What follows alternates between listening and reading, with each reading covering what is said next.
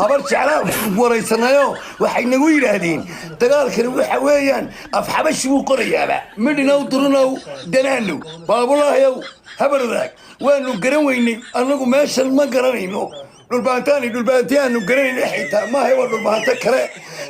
ciidan kale meesha jooga ciidan kale naqaana xitaa maaha waa ciidan kale habar jeclaa nagu tiri oo deegaan ah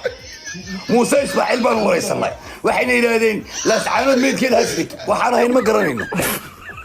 سعد يونس بن وريس الله وحي كلين ما قرنينا في عريب وقرية ما تقاكني كان خروف ياكل البرسيم فراء ديبي آتيا من بعد فهرب دخل بيتي للبهانتي وين عيدك القرنكة همو انت اسم بقرية وحكنا ويقروا وحكنا ولا قروا sababta laga yaabay iyo sababta arrintan dhalisay iyo sababta dadkani daawanaya dhageysanaya waan idin soo gudbinayaan waxa weeye waxa la yaabay sulaadiinta sii socotay ergada doonaysay iyo dagaalka 4 meelood la iska soo weeraray win waa taladiina kaaniyatii Muuse wax kale meesha ma yaalaan ayna meesha ma taalo